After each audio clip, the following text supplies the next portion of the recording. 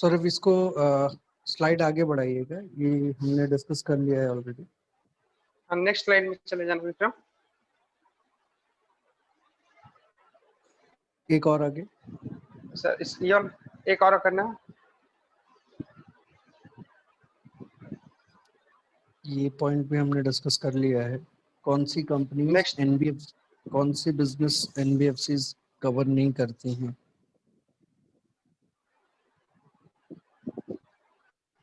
ठीक है, तो हम यहाँ से कंटिन्यू करते हैं। कल जैसा हमने डिस्कस किया था, एनबीएफसीज का जो मार्केट में शेयर है अलॉन्ग विथ बैंकिंग सेक्टर, उसका रीजन, उसका जो बेनिफिट है और आज के मार्केट सिनेरियो में जो उसकी नीड है कि किसी भी एक पर्टिकुलर फाइनेंस सेक्टर में किसी भी कंट्री के, जैसे इंडिया एक बहुत ही बड़ा और पोटेंशियल मार्केट है।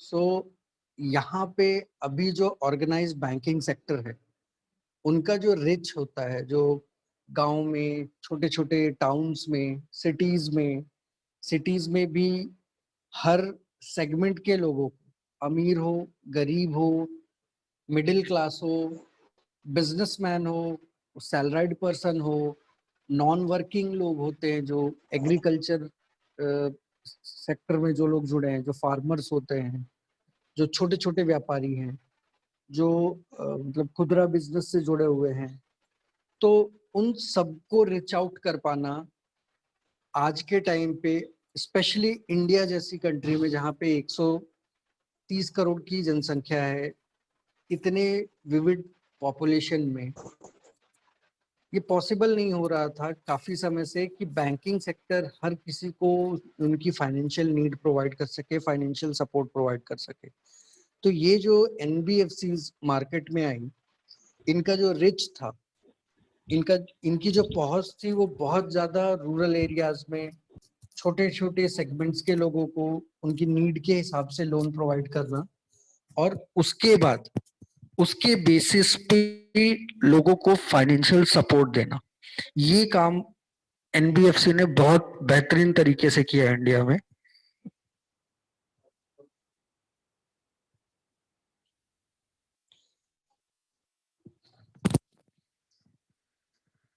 ठीक है, तो एनबीएफसीज ने डिफरेंस क्या क्रिएट किया? जो कंज्यूमर रिच था वो बैंकिंग सेक्टर से बहुत ज्यादा था। बैंक्स जिन एरियाज में, जिन जगहों पे, जिन लोगों को प्रोवाइड नहीं कर पा रहा था फाइनेंशियल सपोर्ट, वहां पे इन एनबीएफसीज ने बहुत इजीली, बहुत कम टाइम कंज्यूम करके, जो प्रोसेस का टाइम होता है, इन टाइम्स को काफी रिड्यूस करके ये लोन्स प्रोवाइड किए हैं। अच्छा, इसके बाद जैसा आप अपने स्क्रीन पे देख सकते हैं, कुछ पॉइंट शेयर हुए हैं यहाँ पे। They have a specific sector specific expertise, यानी कि हर एनबीएफसी का अपना एक एक्सपर्टाइज है। कोई एनबीएफसी गोल्ड लोन के सेगमेंट में बहुत ज्यादा एक्टिव है, कोई ऑटो लोन प्रोवाइड करने के लिए, कोई स्पेशली एग्रीकल्चर लोन प्रोवाइड कर रहा है, कोई स्पेशली होम लोन के लिए एस्टेब्लिश किया गया है। हालांकि धीरे धीरे जब ये बिजनेस इनके बढ़ते गए तो इनका धीरे धीरे सेगमेंट भी बढ़ता गया। मैंने कल आपसे काफी सारे नाम शेयर किए थे, या आपने भी मार्केट में सुना होगा। तो हर एनबीएफसी का अपना एक प्रायोरिटी सेक्टर है। कोई बहुत ज्यादा होम लोन में एक्टिव है, डीएचएफएल हो गया, एलआईसी होम फाइनेंस हो गया, ये सारे होम लोन प्रोवाइड करते हैं आज के डेट में, बहुत एक्टिवली है, प्रोवाइड कर रहे हैं मार्केट में, और बहुत ज्यादा कॉम्पिटिटिव रेट है इनका मार्केट में as compare to banking sector. दूसरा, इनका जो ग्राउंड लेवल अंडरस्टैंडिंग है क्लाइंट के क्रेडिट नीड का। क्लाइंट का क्रेडिट नीड कहना मतलब जो जो कस्टमर क्रेडिट लेना चाहता है, क्रेडिट यानी उधार लेना चाहता है, उसकी जो अंडरस्टैंडिंग होती है, इन एनबीएफसीज में हमने देखा है कि काफी ज्यादा इनका रिच होता है। उनको बहुत क्लोजली ये मॉनिटर करते हैं। किसी एक छोटे एरिया में एक छोटा एनबीएफसी है, वहाँ का जो स्टाफ है, वहाँ की जो पॉलिसी है, वो उस लोकल एरिया के हिसाब से बनती है। आपके एग्जांपल के लिए एक बात शेयर करता हूँ फॉर पॉइंट ऑफ व्यू ये डिस्कस करने के लिए। जैसे हमारे यहाँ पे हम 7 सिस्टर्स कहते हैं, नॉर्थ ईस्ट के जो हमारे स्टेट्स हैं, अरुणाचल प्रदेश हो गया, आसाम हो गया, मिजोरम, मणिपुर। तो एक पर्टिकुलर जो एरिया होता है उसकी अपनी एक अलग नीड होती है। इन एरियाज में जैसे चाय बागान की खेती हुआ करती थी, और चाय बागान की खेती करने के लिए जो बैंकिंग सेक्टर है उसके पास कोई ऐसा प्रोडक्ट था ही नहीं जो कि वहाँ के लोकल जो कंज्यूमर है या लोकल किसान जो है उसका यूज कर सके। तो एग्जैक्टली पर्टिकुलर उस जगह के लिए, जैसे हम परसों डिस्कस कर रहे थे बंधन बैंक की जो प्रायोरिटी सेक्टर लेंडिंग का केस था, तो बंधन बैंक ने इन नॉर्थ ईस्ट के जो स्टेट्स है इनमें बहुत ज्यादा इन्वेस्ट किया, वहां के लोकल लोगों की नीड समझी और उसके हिसाब से उन्होंने लेंडिंग का काम किया है वहां पे। तो बहुत ज्यादा जो इन सेक्टर्स में पेमेंट थी, ये छोटे छोटे जो एनबीएफसीज हैं इनके थ्रू हुआ। आज के डेट में बंधन काफी बड़ा बैंक है। इसके अलावा भी बहुत सारी छोटी छोटी कोऑपरेटिव सोसाइटीज वहां पे वर्क कर रही हैं, जो कि प्रायोरिटी सेक्टर लैंडिंग के अलावा इन एनबीएफसीज के थ्रू वहां पे लोगों को डायरेक्टली रीच करती हैं। लोकल लोग होते हैं, स्टाफ लोकल ही है, उनको नीड्स लोकल पता होते हैं कि एग्जैक्टली किस तरीके का फंडिंग देना है, कितना फंडिंग देना है। कोई दिल्ली में बैठा मतलब मैनेजर, बैंक का मैनेजर या दिल्ली में बैठा कोई एग्जीक्यूटिव ये गेस नहीं कर सकता है कि केरला में जो नारियल की खेती होती है उसके लिए अगर किसी फार्मर को लोन चाहिए तो उसकी नीड क्या होगी, उसके पास रिपेमेंट का ऑप्शन क्या होगा, क्योंकि उसको नहीं पता होगा कि शायद नारियल के बिजनेस में कितना ज्यादा इन्वेस्टमेंट लगता है या कितना ज्यादा कोई भी फार्मर उससे अपना इनकम जो है वो क्रिएट करता है। सो लोकल सपोर्ट और लोकल नॉलेज के कारण एनबीएफसीज ने बहुत ज्यादा अपना जो बिजनेस है वो उस पर्टिकुलर एरिया में भी एक्सपांड किया, और धीरे धीरे उनका जब रिच बढ़ता गया तो एनबीएफसीज काफी बड़ी होती गई हैं इस मामले में। इसके बाद एनबीएफसी जो है उनकी जो कॉस्टिंग है, जो वो इंटरेस्ट रेट लगाते हैं अपने किसी भी पर्टिकुलर लोन पे, बहुत ज्यादा एकदम हाईली कॉम्पिटिटिव है as compare to banking sector. So banks, मैंने जैसा कल आप लोगों से डिस्कस किया था कि बैंक्स जो रेट मार्केट में कोट करती हैं, बैंक जो इंटरेस्ट लगाती हैं आपके लोन पे, एनबीएफसीज जो कि लोकल रिच है वो कंपैरेटिवली हमेशा उससे कम रखने की कोशिश करती है, ताकि लोग बैंक्स में जाने की बजाय उनके पास जाकर अपना लोन लेने की कोशिश करें। जो वीकर सेक्शन है, जैसा मैंने आपको बताया, किसान हैं, छोटे व्यापारी हैं, इनके लिए जो आप मुंबई में स्पेशली एक कोऑपरेटिव सोसाइटी चलती है। हालांकि कोऑपरेटिव सोसाइटी प्रॉपरली एक एनबीएफसी नहीं है, पर जो मुंबई में डब्बा वाले हैं, आपने सुना होगा, जो टिफिन मतलब थ्रू आउट मुंबई वो टिफिन 1 to 1 Yes, yes. जगहों पे शेयर करते हैं जी। तो इनको सपोर्ट करने के लिए बकायदा एक सोसाइटी बनी हुई है। इनके जो स्टाफ हैं, इनके जितने भी वर्कर हैं, इनको 1 to 1 सपोर्ट करने के लिए एक सेपरेट सोसाइटी बनी, एक सेपरेट कंपनी है। वो छोटी एनबीएफसी के तौर पे चालू हुई थी। आज के डेट में उसका मार्केट शेयर जो है वो that is something around 33 crore रुपए। यानी कि जो एनबीएफसी का बेसिक क्राइटेरिया होता है 2 करोड़ रुपए मिनिमम उनको रखना होता है, आज के डेट में इनका एक्टिव डिपॉजिट 33 करोड़ है।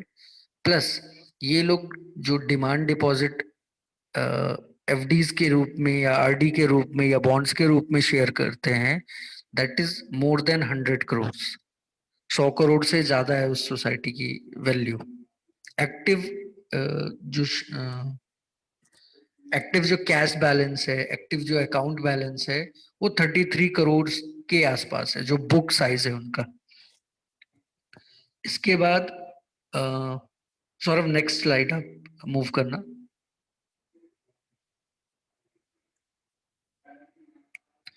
ये एक पाई चार्ट मैंने आप लोगों के साथ शेयर किया है कि एनबीएफसीज का जो मार्केट शेयर है फाइनेंशियल ईयर 17-18 से थोड़ा बहुत ही डिफर करता है अगले 2-3 सालों में, जो अभी करंट सिनेरियो है। तो ये मार्केट शेयर है, इसमें लोन कंपनीज का सबसे ज्यादा 36.2% है, यानी जो एनबीएफसीज डायरेक्ट लोन प्रोवाइड कर रही हैं आज के डेट में, आपको जो लोन की नीड है उसको क्लियर करने के लिए जो कंपनीज हैं वहां पे, उनका मार्केट शेयर 36.2% है। इन्वेस्टमेंट कंपनी 12.6, यानी कि वो मार्केट में कस्टमर से पैसा लेती हैं और उसको कहीं पे इन्वेस्ट कर रही है। क्लियरली इन एनबीएफसीज का जो गोल है, जो इनका काम करने का तरीका है कि वो आपसे मार्केट में पैसा लेकर उसको इन्वेस्ट करने के पर्पज से कलेक्ट कर रही है, और उसके बाद उसको कहीं ना कहीं किसी न किसी सेक्टर में, किसी न किसी शेयर मार्केट में हो गया, डिबेंचर्स के फॉर्म में, या गवर्नमेंट बॉन्ड्स में जो फंड्स लगते हैं, वहां पहले ही इनको ये इन्वेस्ट करती है, वहां से प्रॉफिट गेन करती है और फिर आपको उसका डिविडेंड प्रोवाइड करती है। अगर आप लोग कॉमर्शियल बैकग्राउंड से होंगे, कॉमर्स बैकग्राउंड से होंगे, तो डिविडेंड या इस टाइप के टर्मिनोलॉजी से आप लोग काफी ज्यादा वाकिफ होंगे कि कोई भी जो इन्वेस्टमेंट होता है उसका जो शेयर का जो बेनिफिट मिलता है, जो प्रॉफिट आता है, उसका जो डिविडेंड होता है, वो एज पर पॉलिसी इन्वेस्टर यानी कि जो कस्टमर है उसको क्वार्टरली मोड पे, हाफ ईयरली मोड पे या ईयरली, सालाना उनको शेयर करना होता है कस्टमर से। तो इन कंपनीज का स्पेशलाइज्ड काम है कि मार्केट से पैसा लेना, और ये बकायदा जब पैसा कलेक्ट करते हैं तो ये इन्फॉर्म्ड कलेक्शन होता है। जैसे म्यूचुअल फंड में आप इन्वेस्ट करते हैं तो ये क्लियरली आपको बताते हैं कि हम आपका पैसा मार्केट में इन्वेस्ट करेंगे और उसके बेस पर आपको हम डिविडेंड प्रोवाइड करेंगे। आज के डेट में म्यूचुअल फंड में भी कई ऐसे प्रोडक्ट अवेलेबल हैं जो कि क्लियरली बताते हैं कि आपको इतना परसेंट रिटर्न मिलेगा, यू आर गेटिंग 8% या 9%, फिक्स रेट वो आपको बताते हैं। हालांकि आपने एडवर्टाइजमेंट वगैरह जब भी म्यूचुअल फंड का देखा होगा तो वो बोलते हैं कि सब्जेक्टेड टू मार्केट रिस्क, यानी मार्केट के रिस्क पर डिपेंड करता है आपका रिटर्न। पर आज के डेट में कई ऐसे म्यूचुअल फंड के प्रोडक्ट डिजाइन किए गए हैं जिनमें आपको गारंटेड रिटर्न देने के लिए बकायदा रिटर्न बॉन्ड इशू किया जाता है कि अगर आप इस फंड में इन्वेस्ट कर रहे हैं, XYZ एक फंड है म्यूचुअल फंड का, अगर आप उसमें इन्वेस्ट करेंगे तो आपको 8% या 9% का रिटर्न मिलेगा, ये आपको गारंटेड लिख कर देते हैं। तो ये जो स्लाइड आप देख रहे हैं इसमें डिफरेंट टाइप ऑफ जो एनबीएफसीज हैं उनकी जो एक्टिविटीज है उसके हिसाब से क्लासिफाई किया गया है कि कौन सी एनबीएफसीज मार्केट में जो है उनका मार्केट शेयर क्या है, उनका काम के हिसाब से उनको मार्केट में क्या प्रायोरिटी दी गई है। यानी कि जितनी भी एनबीएफसीज हैं उनमें से जो लोन देने वाली कंपनीज हैं वो उनका शेयर है 36%। जो NBFC MFI mutual fund investment में है वो 3% के आसपास है। म्यूचुअल फंड की कंपनियां और एनबीएफसीज, इन दोनों में प्रॉपर डिफरेंस ये हो जाता है कि एनबीएफसीज कलेक्टिव पैसा लेती हैं in the form of cash या आपसे जो अकाउंट ट्रांसफर्स या छोटे छोटे बॉन्ड्स के रूप में लेती हैं, वो पैसा वो म्यूचुअल फंड में इन्वेस्ट करेंगी। और उसके ही उलट जब म्यूचुअल फंड इन्वेस्टमेंट जो होती हैं, जो बड़ी जाइंट कंपनीज हैं, या जो बैंक का इन्वेस्टमेंट होता है म्यूचुअल फंड में, वहां पे जो रेशियो होता है एज कंपेयर टू इन एनबीएफसीज का, एनबीएफसी छोटे छोटे पैसे कलेक्ट करती है, उसका एक बल्क फंड बनाती है और उसके हिसाब से वो मार्केट में इन्वेस्ट करती है। Saurabh next slide.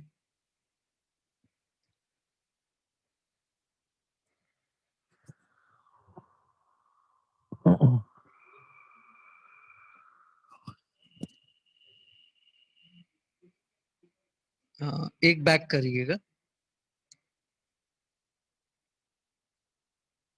अगर आप ये स्लाइड देख पा रहे हैं तो इसमें credit growth of NBFC as a percentage of total credit, कितना क्रेडिट उन्होंने मार्केट में दिया है लोगों को और उसके कंपैरिजन में कितना ग्रोथ हो रहा है उनका। फर्स्ट 2015 में जितना उन्होंने क्रेडिट दिया था उतना ही उनका टोटल जो परसेंटेज ऑफ टोटल क्रेडिट वो भी 13% के आसपास था। जैसे जैसे उनका क्रेडिट बढ़ता जा रहा है, क्रेडिट बढ़ने का मतलब जैसे जैसे उन्होंने मार्केट में ज्यादा पैसा in the form of loan अपने कस्टमर्स को देना चालू किया है, धीरे धीरे उनका जो परसेंटेज है, जो प्रॉफिट परसेंटेज है वो बढ़ता जा रहा है। आप देख सकते हैं 2020 में जो ये एक्सपेक्टेड ग्रोथ है, 2020 में 20.9% के ग्रोथ रेशियो पे एनबीएफसी मार्केट में लोगों को पैसा दे रही है। यानी कि 18.2% उन्होंने इन्वेस्टमेंट एज एन इन्वेस्टमेंट जो है वो, सॉरी, जो क्रेडिट ग्रोथ था उनका वो 18.2% के आसपास था। इस साल उन्होंने 100 रुपए इन्वेस्ट किया था लास्ट ईयर 2019-20 के फाइनेंशियल ईयर में, 19-20 के जो एनुअल फाइनेंशियल ईयर होता है उसमें उन्होंने अगर 100 रुपए इन्वेस्ट किया था तो इस साल 2020-21 में वो 118 रुपए इन्वेस्ट करेंगे, यानी 18 रुपए और लोगों को ज्यादा मार्केट में एज अ लोन प्रोवाइड कर रहे हैं। और जो ग्रोथ है वो लास्ट ईयर 19%, यानी इस 118 पे जो लास्ट 100 रुपए पे उनको जो पिछले साल 19 रुपए का प्रॉफिट मिला था, इस साल 118 रुपए वो 18% ज्यादा इन्वेस्ट कर रहे होंगे और उनका ग्रोथ भी 20%, 118 का 20% बढ़कर आएगा। तो जैसे जैसे एनबीएफसी मार्केट में इन्वेस्ट करती जा रही है, हम ये देख रहे हैं कि एनबीएफसी का परफॉर्मेंस जो मार्केट में है बहुत तगड़ा चल रहा है। Saurabh next slide. इसके बाद एक और नेक्स्ट करिए।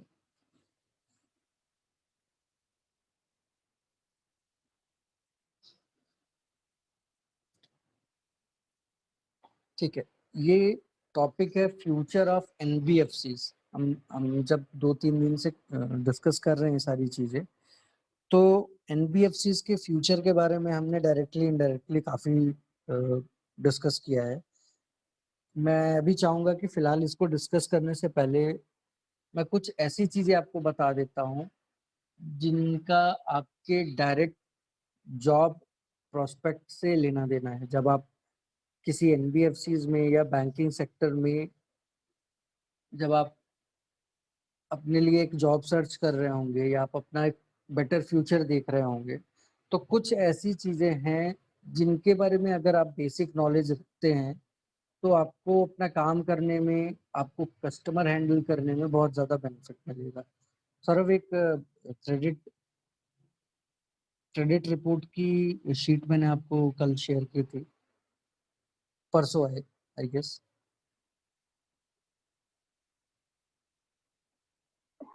उस शीट को लगाना है सर। हाँ, वो शीट आप शेयर करिएगा, तब तक मैं कंटिन्यू करता हूँ।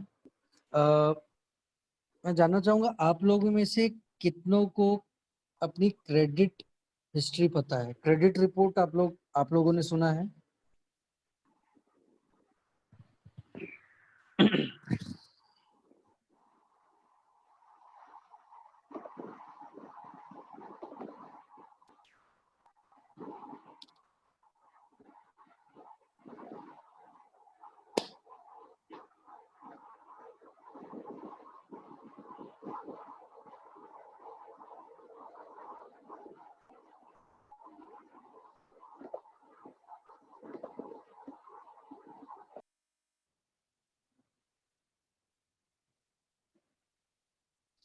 सर क्रेडिट रिपोर्ट और क्रेडिट स्कोर दोनों वही है ना कि अलग है? जी, क्रेडिट रिपोर्ट या क्रेडिट स्कोर। स्कोर, हाँ सर सुना है सर। ठीक है, हाँ आपने सुना है, आपके अलावा और किसी को इन्फॉर्मेशन है? यस सर, सुना है क्रेडिट स्कोर।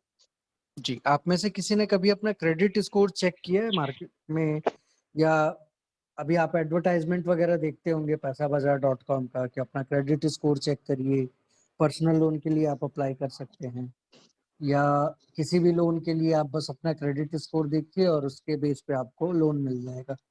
तो मैं आज की क्लास में आपसे अभी आगे जितना भी हम डिस्कस करेंगे वो क्रेडिट स्कोर क्या होता है, कैसे चेक कर सकते हैं, कौन सी कंपनीज या ऑर्गेनाइजेशन है जो इंडिया में, स्पेशली इंडिया में क्रेडिट स्कोर बताने का या क्रेडिट स्कोर शेयर करने का काम करती है।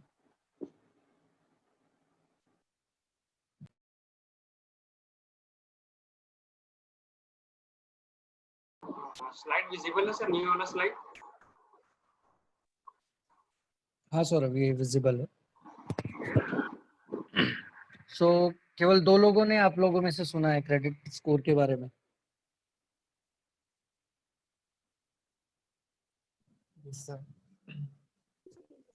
सर इसमें जो क्रेडिट स्कोर होता है वो नीचे चला जाता है तो लोन नहीं मिलता है, सब कुछ होता है। जी 700 पूजा, रहता है ना सर उसका, मिनिमम 700 क्रेडिट स्कोर। जी मैं अभी डिस्कस करता हूँ। पहले मैं जानना चाहूंगा कि आप लोगों में से कितनों को क्रेडिट स्कोर के बारे में पता है, या किसी ने कभी अपना क्रेडिट स्कोर या अपने फैमिली में किसी का क्रेडिट स्कोर देखा है? सर ऐसे एड्स वगैरह में आता तो है, ऐसे मतलब जनरली उतना ज्यादा नहीं पता है, एड में देखे थे शायद इसको। जी ठीक है, तो हम आज डिस्कस करेंगे कि क्रेडिट स्कोर क्या होता है। किसी भी फाइनेंशियल सेक्टर में या एनबीएफसी में क्रेडिट स्कोर का बेनिफिट और उसका इम्पोर्टेंस क्या होता है, कि अगर आपके पास आपका क्रेडिट स्कोर है या आप कभी लोन लेने जा रहे हैं और आपका क्रेडिट स्कोर अगर अच्छा है तो इसका बेनिफिट क्या है, खराब है तो इसका लॉस क्या होगा आपको, और इफ इन केस आपको अपना क्रेडिट स्कोर ठीक करना हो, आपको अपने क्रेडिट स्कोर को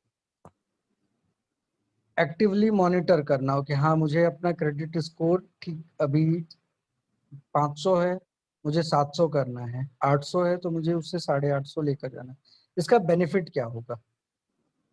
सो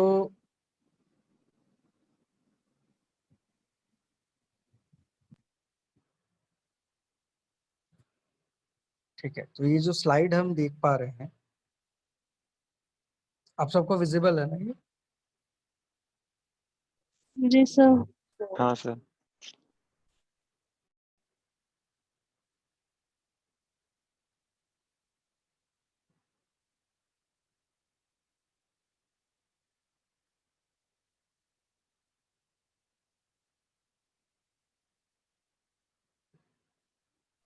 सर आवाज नहीं आ रही आपकी।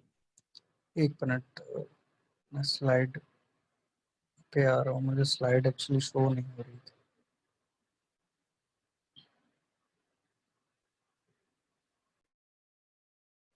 ओके, तो credit rating in history, credit rating history, जो इंडिया में जब क्रेडिट रेटिंग का चलन चालू हुआ, पहले जब इंडिया में बैंकिंग सेक्टर में या नॉन बैंकिंग फाइनेंस सेक्टर में जब लोन दिया जाता था, तो जो कस्टमर है उसकी क्रेडिट हिस्ट्री चेक करने का कोई ऐसा टूल नहीं था। यानी कि आपको अगर कोई सिस्टम दिया जाए तब आप उसके बेस पर किसी भी बंदे का, किसी भी ऑर्गेनाइजेशन का फाइनेंशियल बैकग्राउंड चेक कर सकते हैं।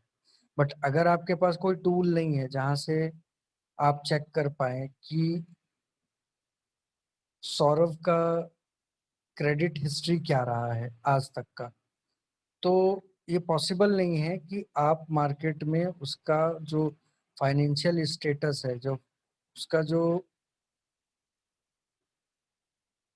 मार्केट में इन्वेस्ट करने का लोन लेने की जो कैपेसिटी है वो एग्जैक्टली क्या है। तो जो क्रेडिट रेटिंग है, इसके आने के पहले मार्केट में क्या होता था कि जो लोकल अथॉरिटी है वही विजिट करती थी, वही असेसमेंट करती थी, और उसके बाद वो आपका जो फाइनेंशियल बैकग्राउंड है वो किसी एक पर्टिकुलर कंपनी में सेट हो जाता था। आपने अगर एसबीआई से लोन लिया है तो आप एक एसबीआई के कस्टमर हैं, आपकी एक कस्टमर आईडी जनरेट हो गई, तो कभी भी आप दोबारा जब एसबीआई से लोन लेंगे तो उनके पास एक रिकॉर्ड होगा कि ये पर्टिकुलर कस्टमर जो है, इसका क्रेडिट जो परफॉर्मेंस है, इसने जब लास्ट टाइम लोन लिया था तो टाइम से पेमेंट किया था या नहीं, इसने कितने का लोन लिया था, इसकी कैपेसिटी तब कितनी थी। अभी का वैल्यूएशन करना इजी हो जाता है। अगर मुझे पता हो कि इस साल आपने 15 लाख रुपए कमाए हैं तो अगले साल उस ग्रोथ को एक बार गेस करना किसी भी फाइनेंशियल बैकग्राउंड के स्टूडेंट के लिए भी पॉसिबल होता है कि अगर 15 उसने कमाए हैं तो या तो उससे थोड़े कम होंगे या तो ज्यादा होंगे, अगर कोई एडवर्स कंडीशन नहीं होती, कोई मार्केट एकदम डाउन ना हो गया हो, उसका बिजनेस जिस प्रकार का है, मान लीजिए वो ऑटो पार्ट्स का बिजनेस करता है, अगले साल या तो वो थोड़ा बहुत घटेगा ही, मार्केट में डिमांड कम हो गई है, या उसका मार्केट रेपुटेशन थोड़ा डाउन हो गया है, तो हो सकता है कम हो या ज्यादा हो, बट बहुत ज्यादा चेंजेस नहीं होते हैं नॉर्मल कंडीशंस में। पर ये जो डेटा है ये केवल एसबीआई के पास पड़ा था। अगर किसी दूसरे बैंक से वो लोन लेने जाता है तो उसको पता ही नहीं चलेगा कि इस बंदे ने कभी किसी समय पे दूसरे बैंक में डिफॉल्ट किया हुआ है। तो ये जो क्रेडिट रेटिंग की जो हिस्ट्री है, इसकी शुरुआत होती है यूनाइटेड स्टेट्स ऑफ अमेरिका से। यूएसए में ये जो क्रेडिट स्कोर का चलन है वो चालू हुआ था। फर्स्ट एक क्रेडिट रेटिंग कंपनी है जिन्होंने यूएसए में इस तरीके की फैसिलिटी चालू की। आप कभी भी यूएसए या यूरोपियन कंट्रीज है, काफी सारी यूरोपियन कंट्रीज हैं, उनका जब आप फाइनेंशियल मॉडल समझेंगे तो वहाँ के लोग कैश में कम काम करते हैं। अधिकतर वो क्रेडिट कार्ड या इस तरीके की फैसिलिटीज यूज करते हैं जहाँ पे उनको एक्टिवली क्रेडिट पे पैसा मिलता है। आपने सुना होगा कि अमेरिका में लोग कैश बहुत कम रखते हैं, या यूरोप की बहुत सारी ऐसी कंट्रीज हैं जहाँ पे कैश का चलन बहुत कम है। आपको बकायदा हर काम के लिए एक कार्ड इशू होता है। आपको कार अपने कार को रिन्यू करना है, कार नया लेना है, उसको आपको रेनोवेशन कराना है अपने घर पे, इन सब चीज़ों के लिए वहाँ पे छोटी छोटी अलग अलग डिफरेंट कंपनीज बनी हुई हैं जो इस तरीके की के छोटे से छोटे कामों के लिए वो आपको क्रेडिट प्रोवाइड करती हैं based on your work profile और योर क्रेडिट हिस्ट्री। तो वहाँ पे ये बहुत इजी होता है क्योंकि उन्होंने एक सिस्टम डेवलप कर लिया है पिछले कई सालों में कि वो किसी भी पर्सन का जो क्रेडिट स्कोर है वो एक्टिवली कहीं से भी सर्च करके निकाल सकते हैं। जो भी लोन देने वाली कंपनी है उनको पता होता है कि ये जो बंदा है इसकी क्रेडिट हिस्ट्री क्या है, इसने पहले कितना लोन लिया हुआ है, और इसको आगे हम लोन प्रोवाइड कर सकते हैं कि नहीं। तो इस तरीके की एक फैसिलिटी इंडिया में चालू हुई। जो क्रेडिट रेटिंग की फैसिलिटी थी वो इंडिया में 1987 में इंट्रोड्यूस की गई। इन कंपनीज में से सबसे बेसिक जो थी वो थी एक एक ऑर्गेनाइजेशन, एक सिस्टम डेवलप किया गया, उसका नाम था क्रिसिल, CRISIL। क्रिसिल ने सबसे पहले इंडिया में क्रेडिट रेटिंग की फैसिलिटी की शुरुआत की। इसके बाद और सारी कई क्रेडिट कंपनीज या क्रेडिट रेटिंग एजेंसीज, ये मोस्टली एजेंसीज होती हैं जो कि IT department, income tax department, finance department of India, इनके साथ कोलैबोरेट करके ये पैन कार्ड नंबर के बेसिस पे, स्पेशली इंडिया में, क्योंकि जो क्रेडिट रेटिंग के लिए किसी न किसी कस्टमर की कोई ना कोई आइडेंटिटी का यूज होगा जिसको एक कॉमन आइडेंटिटी माना जाए। मान लीजिए जैसे आज के डेट में इंडिया में मोर देन 80 करोड़ लोगों के पास, या अभी करंट डेटा अगर आप देखेंगे तो रिवाइज डेटा है, लोगों के पास आधार कार्ड है। तो अगर बैंकों में आधार कार्ड कनेक्ट कर लिया जाए, अगर successfully without any loss of data, या जो अभी प्रॉब्लम्स चल रही हैं आधार को लेकर कि इसे कनेक्ट किया जाए या नहीं किया जाए, तो अगर कोई एक कॉमन डेटा शेयर कर लिया जाए कि इस बंदे का अगर मुझे पुराना रिकॉर्ड चेक करना है और मैं आधार के बेस पे कर सकता हूँ, तो ये इजी होगा सारे फाइनेंशियल इंस्टीट्यूशन के लिए एक साथ, कि अगर वो एसबीआई में उसने लोन अप्लाई किया है और आईसीआईसी बैंक को चेक करना है कि मार्केट में उसने कहाँ से लोन लिया है, तो ये ईजी होगा आईसीआईसी वाले बैंक के लिए कि वो सीधा जाए, एक क्रेडिट रेटिंग जो ऑर्गेनाइजेशन है वहां पे अपनी एक रिक्वेस्ट डाले और वो उनको बता दे कि मार्केट में इस फला फला पर्सन ने कितना लोन लिया हुआ है, कहाँ से लिया हुआ है, अभी आउटस्टैंडिंग इसका कितना है, और उसके बेस पे वो एक आपका क्रेडिट एक स्कोर आपको प्रोवाइड कर दे कि हाँ इसका स्कोर इतना है, यानी एक क्राइटेरिया सेट कर दिया जाए कि 100 में से अगर बिलो 30 है तो वो पुअर रेटिंग है, 30 से लेके 70% है तो वो एवरेज रेटिंग है, 70 से 90 के बीच में है तो वो वेरी गुड रेटिंग है या गुड रेटिंग में आता है। तो इसके बेस पर कंपनीज डिसाइड कर सकती है इसलिए कि वो आपको लोन प्रोवाइड करे या ना करे। इंडिया में जब क्रेडिट स्कोर का कॉन्सेप्ट जो अभी है, आपका क्रेडिट स्कोर अगर 650 के ऊपर है और 750 के बीच में है तो इसे एवरेज रेटिंग माना जाता है। यानी 650 से 750 के बीच में अगर आपकी क्रेडिट स्कोर है, जो कि क्रिसिल CRISIL क्रेडिट एजेंसी है, ये प्रोवाइड करती है, अगर वो 750 के आसपास भी है तो उसे अच्छा स्कोर माना जाता है। उसमें भी कई कंपनीज है जो बाइफरगेट करती है कि 700 से 750 के बीच में आपकी क्रेडिट है, आपका क्रेडिट स्कोर है, तो आपको इजीली कहीं पे भी लोन अप्लाई करने में प्रॉब्लम नहीं आएगी। ये जो स्कोर होता है ये आपके बहुत सारे फैक्टर्स होते हैं जो डिसाइड करता है कि आपका क्रेडिट स्कोर क्या होगा और कितना होगा। ये डिपेंड करता है कि आपने लोन कितना लिया है, कब लिया है, कितने समय से आप रीपेमेंट कर रहे हैं, और स्पेशली कि आपने पेमेंट करते समय कोई डिफॉल्ट नहीं किया है। यानी पेमेंट करते समय अगर आपका ईएमआई कभी बाउंस नहीं होता है तो वो आपका क्रेडिट स्कोर स्ट्रॉन्ग करता है। सबसे ज्यादा स्ट्रॉन्ग क्रेडिट का जो स्कोर है वो 950 का है।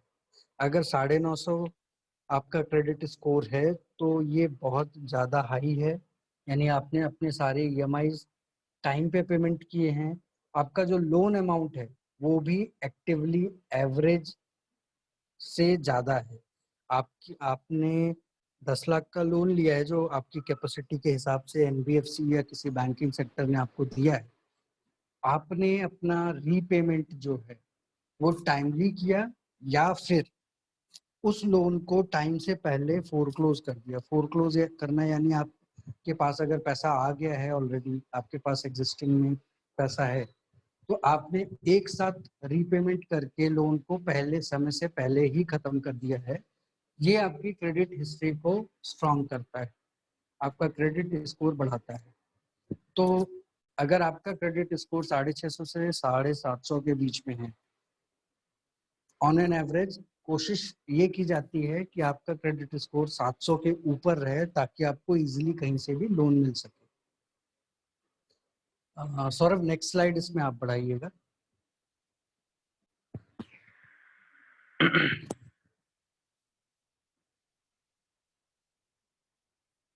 तो ये स्लाइड जो आप देख पा रहे हैं कि डफ एंड फिच कंपनी जो थी अमेरिका की, उसने क्रेडिट रेटिंग की शुरुआत की थी प्राइवेट सेक्टर में। पहले केवल गवर्नमेंट सेक्टर के पास डेटा होता था कि वो बता सके। पैन कार्ड के बेस पे कोई भी आपकी फाइनेंशियल हिस्ट्री बता सकता है कि ये आपका पैन कार्ड है। आप किसी भी इनकम टैक्स डिपार्टमेंट में जाइए, वो साल भर का जो आपने इनकम टैक्स पे किया होगा उसमें आपके लोन्स, आपके डिविडेंड्स, आपका इन्वेस्टमेंट, आपको कितनी इनकम हुई है, वो सारी चीज़ें आपको पैन कार्ड के डेटा के बेस में मिल जाता है। यानी अगर कोई भी इनकम टैक्स डिपार्टमेंट का ऑफिसर सिस्टम पे बैठे तो वो डिटेल्स निकाल सकता है कि लास्ट फाइनेंशियल ईयर तक या अभी का जो फाइनेंशियल ईयर है जहाँ जहाँ आपका पैन कार्ड अटैच हुआ है आपके डॉक्यूमेंट में, उसका डेटा उनको वो मिल जाएगा। लेकिन ये जो क्रेडिट रेटिंग कंपनीज होती हैं ये प्राइवेट होती हैं, कई जगह ये as a society, as a institution work करती हैं, ये इंडिपेंडेंटली वर्क करती हैं मार्केट में। यानी किसी भी बैंकिंग या फाइनेंस सेक्टर के को अगर आपका क्रेडिट रेटिंग चाहिए हो तो वो इनसे कांटेक्ट करेगी, इनको कुछ चार्जेस प्रोवाइड करेगी उस रेटिंग को चेक करने के लिए, और ये कंपनीज इनको आपका क्रेडिट स्कोर क्रिएट करके देगी मार्केट में। जैसे अभी आप पैसाबाजार.com से अपनी क्रेडिट हिस्ट्री चेक करते हैं तो वो डायरेक्टली आपको वहीं से मिल जाती है, और आपको आपकी लोन एलिजिबिलिटी भी पता चल जाती है कि आप कितना लोन ले सकते हैं। आपको क्रेडिट स्कोर के बारे में कुछ अगर क्वेरी हो तो आप 1-to-1 पूछ सकते हैं, अगर आपने सुना होगा इसका, अगर कोई आपके माइंड में इससे रिलेटेड कोई क्वेश्चन है तो। हाँ सर, है क्वेश्चन। सर जैसे किसी का बैंक अकाउंट नहीं है तो उसका क्रेडिट रेटिंग चेक होगा? Very good. और कोई?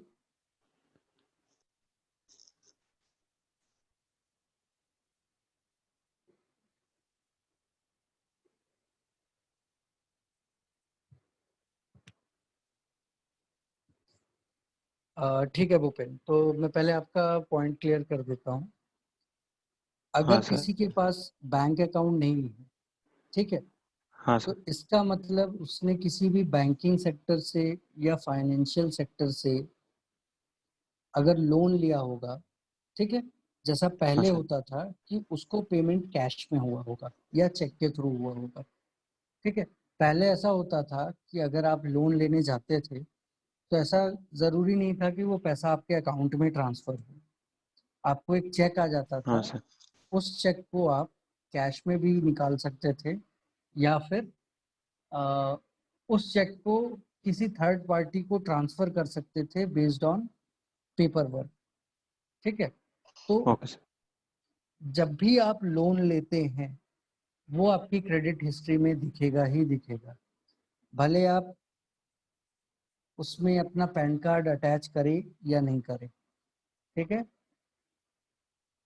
क्रेडिट हाँ स्कोर सर। चेक करने के लिए कुछ जो बेसिक क्राइटेरिया हैं, वहाँ चेक करते टाइम आपका नाम सर्च होता है, आपका मोबाइल नंबर सर्च होता है, जो मोबाइल नंबर आपने उस लोन अकाउंट में दिया होगा, आपका PAN card, Aadhaar card, voter ID, driving licence, यानी जो भी डॉक्यूमेंट आप सबमिट करते हैं वो सारे डॉक्यूमेंट्स की आईडी वहाँ पे सर्च की जाती है क्रेडिट स्कोर के लिए।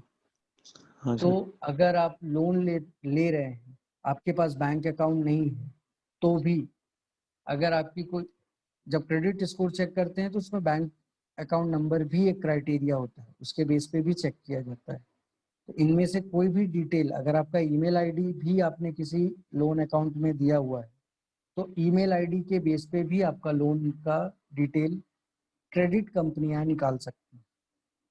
आपने अगर अपना ईमेल आईडी बदल दिया है तो आपसे कोई ना कोई आइडेंटिटी वो लेते ही है लोन लेते समय। मान लीजिए पैन कार्ड नहीं है तो आपने अपना ड्राइविंग लाइसेंस दिया होगा, आपने अपना पासपोर्ट दिया होगा या वोटर आईडी दी होगी। तो इनमें से कोई भी डॉक्यूमेंट अगर आपने अपने लोन एप्लीकेशन के साथ अटैच किया है तो उसके बेस पे आपकी क्रेडिट हिस्ट्री निकल सकती है, ठीक है। और सर पिछला कोई लोन नहीं लिया होगा तो? जी, कोई भी लोन ना हो अगर तो? इसके दो दो तरीके होते हैं। अगर आपने कभी भी कोई लोन नहीं लिया है या फिर आपने कभी अपनी क्रेडिट हिस्ट्री नहीं चेक करवाई है तो आपका जो क्रेडिट स्कोर है वो आएगा -1। हाँ सर। यानी कि अगर भूपेन जी आप अभी अप्लाई करते हैं, ठीक है, मान लीजिए आपने आज तक कोई लोन नहीं लिया है, आज के डेट पे अगर आप बैंक में जाते हैं, आप अपना लोन अप्लाई करेंगे और वो आपका क्रेडिट स्कोर चेक करेंगे तो उनको दिखेगा क्रेडिट स्कोर में -1।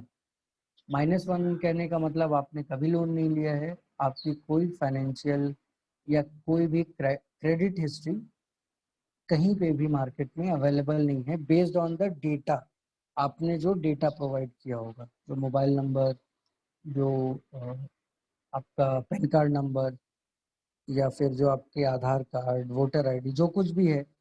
अच्छा, अगर आपने किसी एक जगह पे अपना पैन कार्ड दिया है और वोटर आईडी दी है, दूसरी जगह अगर बैंक ओपन करने के लिए आपने अपना आधार कार्ड और पैन कार्ड दिया है, तो बेस्ड ऑन पैन कार्ड आपका ये तीनों डेटा मुझे आपकी क्रेडिट हिस्ट्री में दिखेगा।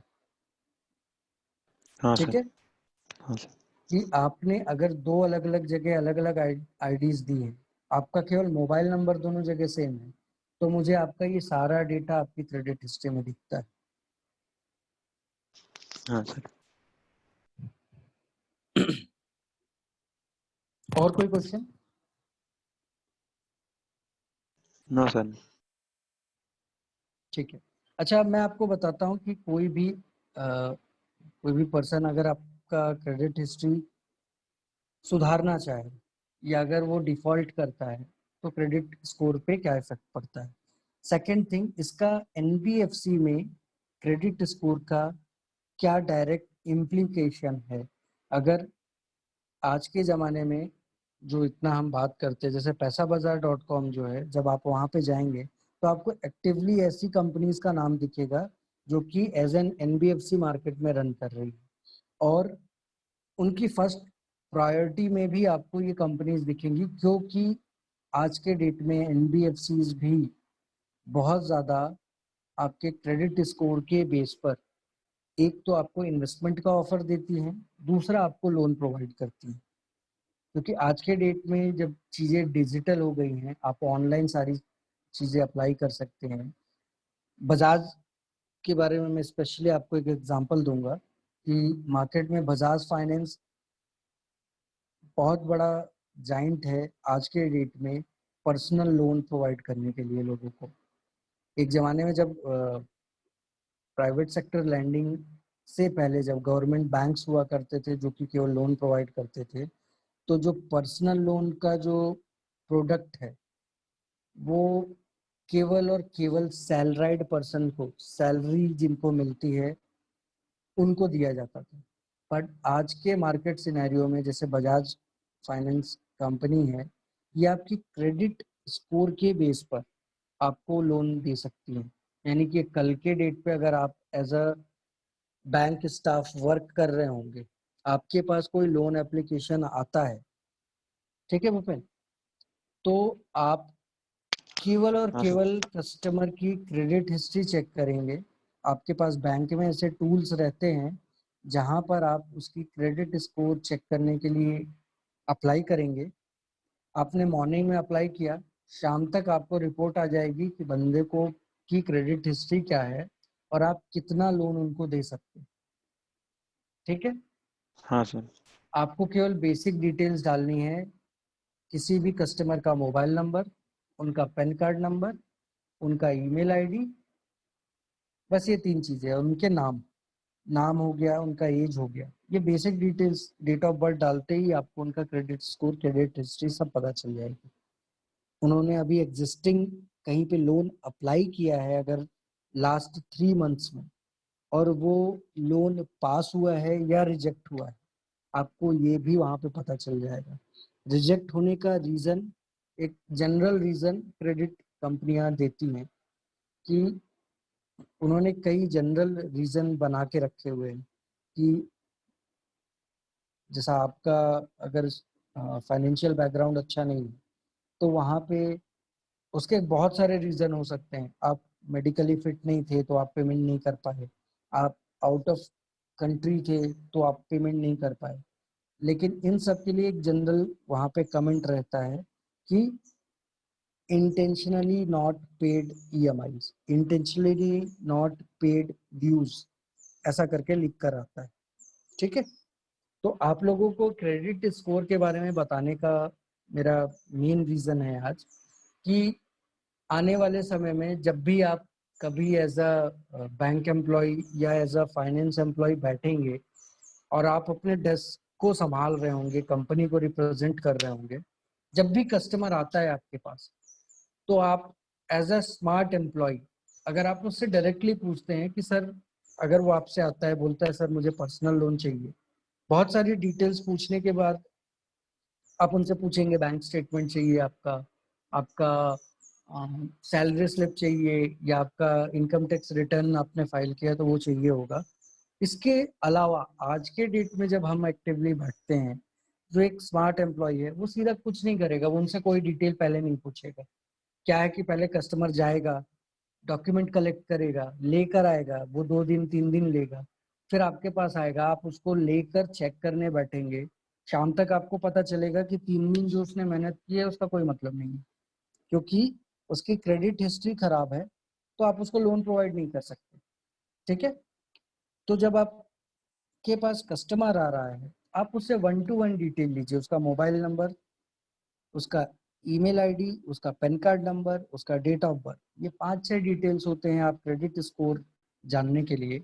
जनरली आज के डेट में बैंकिंग में स्टाफ के पास, जो ब्रांच में बैठते हैं, उन स्टाफ के पास एक टूल हमेशा रहता है सिस्टम पे। 2 टूल्स होते हैं, एक तो आपका EMI कैलकुलेट करने का और दूसरा आपका क्रेडिट स्कोर जानने के लिए अप्लाई करने का। तो कोई भी कस्टमर आता है, आप उससे ये डिटेल लीजिए, ये डिटेल्स इस क्रेडिट चेक वाली पोर्टल पे डालिए और कस्टमर को बोल दीजिए कि सर मैं आपको 2-3 घंटे में या शाम तक बता दूंगा कि आपको लोन हो पाएगा या नहीं और कितना लोन होगा, और फिर मैं आपसे डॉक्यूमेंट डिस्कस कर लेता हूँ।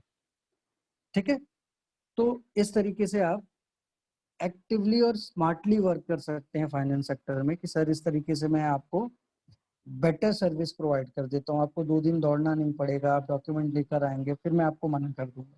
उससे बेटर ये है कि आप पहले अपना क्रेडिट स्कोर चेक कर लीजिए।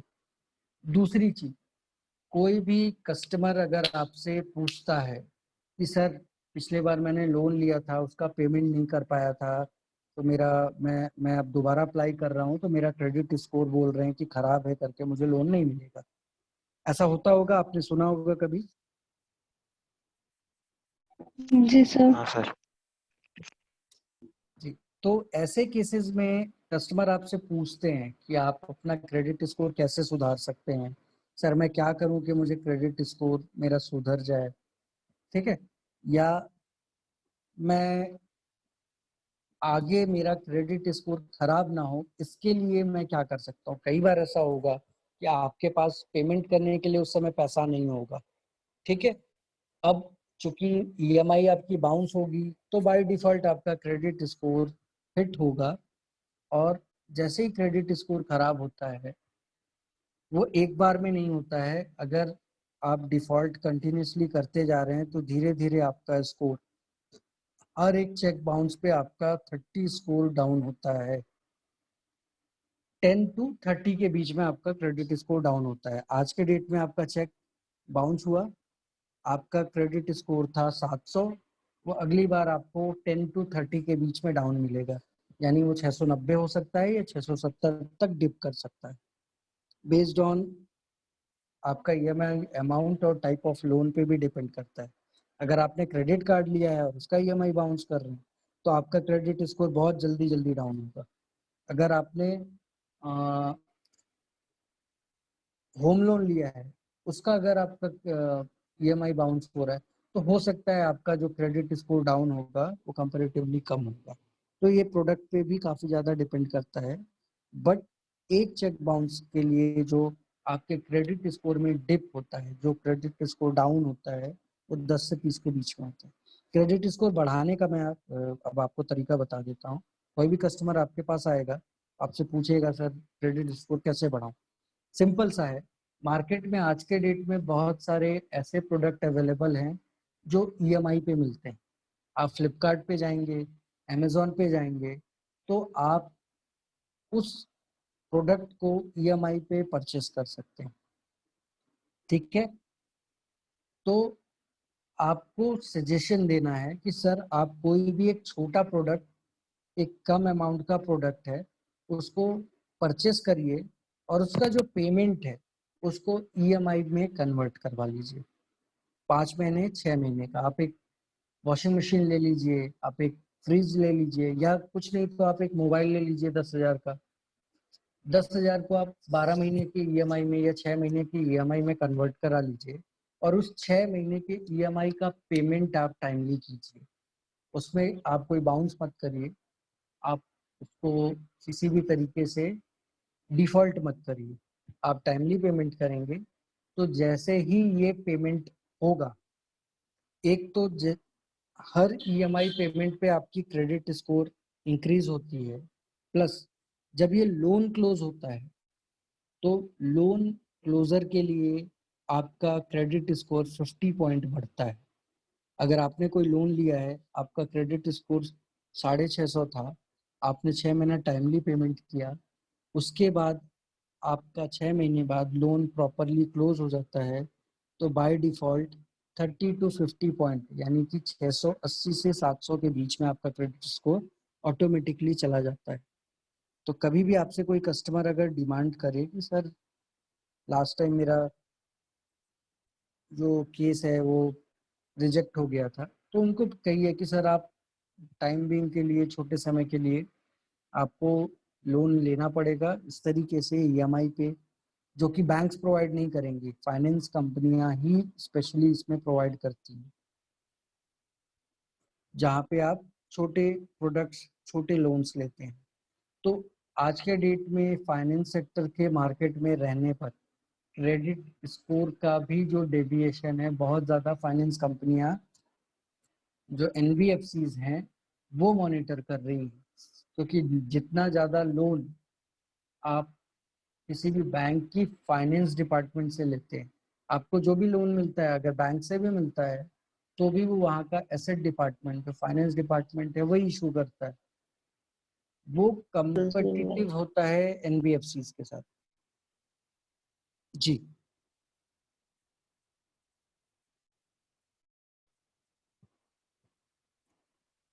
तो हम जो ये स्क्रीन देख रहे हैं, मैंने ये पीपीटी शेयर किया, ये जो प्रेजेंटेशन है आपके सौरभ सर के साथ शेयर किया हुआ है। मैं ये प्रेजेंटेशन शेयर करने का मेरा रीज़न था ताकि एक आपके पास डॉक्यूमेंटेड फॉर्म में एक कंटेंट रहे कि आगे अगर आप कुछ और पढ़ना चाहते हैं। ये अराउंड 50 पेज का एक प्रेजेंटेशन है। इसको आप मैं चाहूँगा सौरभ आप अपने स्टूडेंट्स के साथ शेयर कर लीजिए, ताकि क्रेडिट स्कोर का जो इम्प्लीकेशन है एनबीएफसीज में या बैंकिंग सेक्टर में, इसका काफ़ी अच्छा डिटेल इस प्रेजेंटेशन में दिया हुआ है। तो जो भी स्टूडेंट आपके पढ़ना चाहें, समझना चाहें, अगर वो किसी कॉम्पिटिटिव एग्ज़ाम के लिए भी तैयारी कर रहे होंगे या कभी इंटरव्यूज़ के लिए जाते हैं, तो इसमें बहुत सारी ऐसी चीज़ें हैं जो वो एज अ स्टडी मटेरियल अपने पास रख सकते हैं क्रेडिट स्कोर से रिलेटेड। अभी मैं चाहूँगा कि आप पेज इसका एक बार आगे स्लाइड करिएगा, ये प्रेजेंटेशन।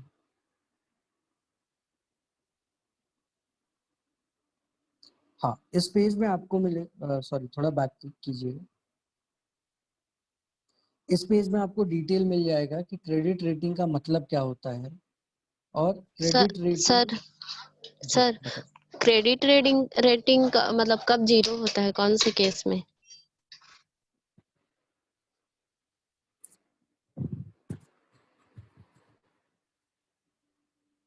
जी, ये बहुत अच्छा क्वेश्चन किया आपने। दो चीजें होती हैं, क्रेडिट स्कोर 0 और -1 मैंने आपको बताया। -1 तब होता है जब आपने कभी भी लोन अप्लाई नहीं किया है, पर आपका फाइनेंशियल बैकग्राउंड है, यानी आपका कोई सेविंग अकाउंट है, आपका कोई क्या बोल सकते हैं, आपका आपने कभी एफडी के फॉर्म में इन्वेस्ट किया है, ठीक है।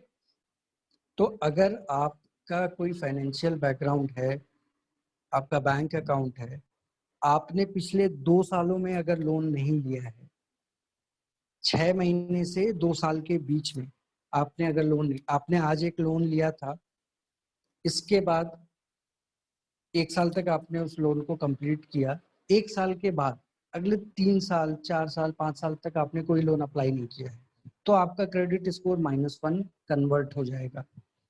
यानी कि 2 साल तक अगर आप कोई लोन अप्लाई नहीं करते हैं तो आपका क्रेडिट स्कोर -1 रहेगा। बट अगर आपने कभी कोई लोन अप्लाई नहीं किया, कभी भी आपका जो लोन बैकग्राउंड है वो आपने कभी कहीं पे भी अप्लाई नहीं किया है, प्लस आपका कोई फाइनेंशियल बैकग्राउंड इसके पहले नहीं रहा है, आपने अभी अभी एक नया अकाउंट ओपन किया है, उस समय अगर आप अपना क्रेडिट स्कोर चेक करेंगे तो वो 0 दिखाएगा।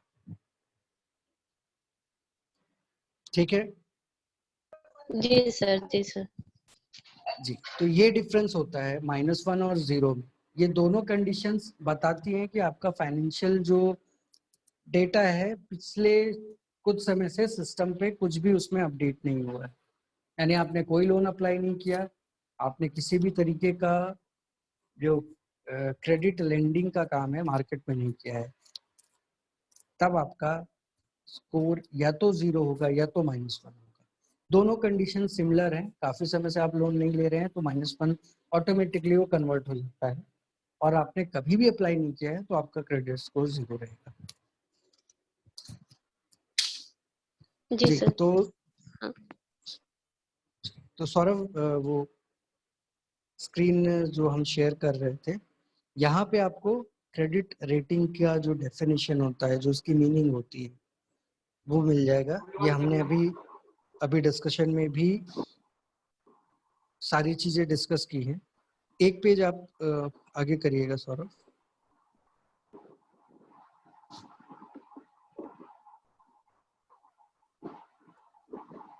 ये सिंबल्स हैं क्रिसिल क्रेडिट रेटिंग्स की, यानी कि किस हिसाब से आपकी रेटिंग हो रही है, इसका ये एक तरीका है। AAA है तो आप हाईएस्ट सेफ्टी मॉड्यूल में है।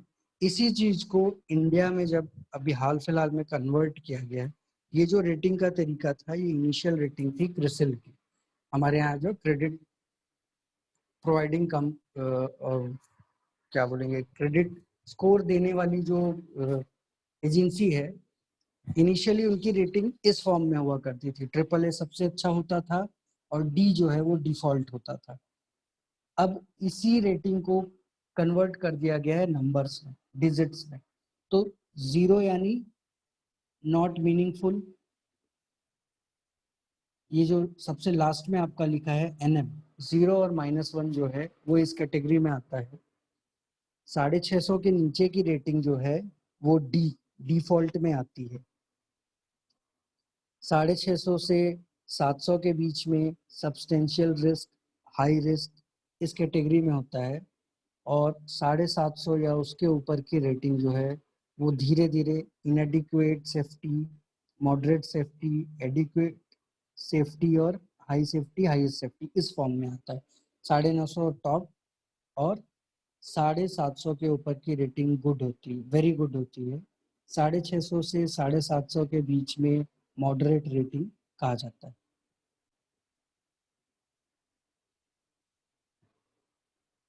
सौरभ, नेक्स्ट स्लाइड आप करिएगा।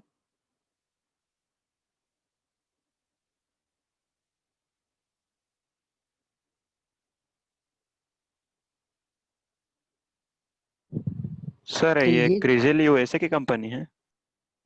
क्रिसिल इंडिया में ऑर्गेनाइज्ड है। क्रिसिल इंडिया इंडिया में? जी। क्रिसिल जो है, मैं आपको इसका फुल फॉर्म बता देता हूँ। ये मैंने जो शेयर किया हुआ है आपके साथ डिटेल,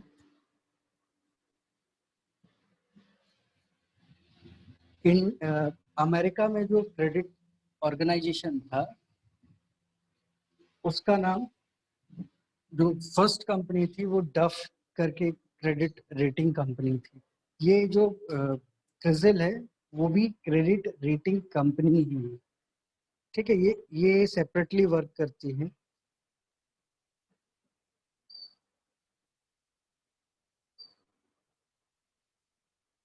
क्रिसिल का कंप्लीट जो फुल फॉर्म है या जो इसका फंक्शन है, ये S&P ग्लोबल कंपनी जो करके एक है, वो इस क्रिसिल ऑर्गेनाइजेशन को रन करती है। क्रिसिल का काम रेटिंग प्रोवाइड करना होता है। मैं एग्जैक्टली आपको उसका फुल फॉर्म भी बता देता हूँ। अच्छा, क्रिसिल का जो इंडिया में इम्प्लीकेशन है, जैसा अभी आपने पूछा ये अमेरिका की कंपनी है या इंडिया की कंपनी है। CRISIL is based out at India, but इसकी जो ओरिजिन कंपनी है वो एक अमेरिकन कंपनी, उस कंपनी का नाम है S&P ग्लोबल्स। जब भी S&P ग्लोबल्स को इंडिया में लॉन्च किया गया था, तो इसके CEO थे अनुराग शुक्ला करके, सॉरी CFO जो थे वो अनुराग शुक्ला करके थे। इनके CEO और MD हैं आशु सुयश। यानी कि इस रेटिंग की फैसिलिटी को जब इंडिया में लॉन्च किया गया, इस फैसिलिटी को, तो इस US कंपनी के साथ एक ट्रेड किया गया और हमारे स्टॉक एक्सचेंज में इस रेटिंग कंपनी को ऐड किया गया। इनिशियली इस कंपनी का काम जो था, वो जो कॉरपोरेट की कंपनीज है उनको रेटिंग करने का काम था कि वो मार्केट में कैसा परफॉर्म कर रही है।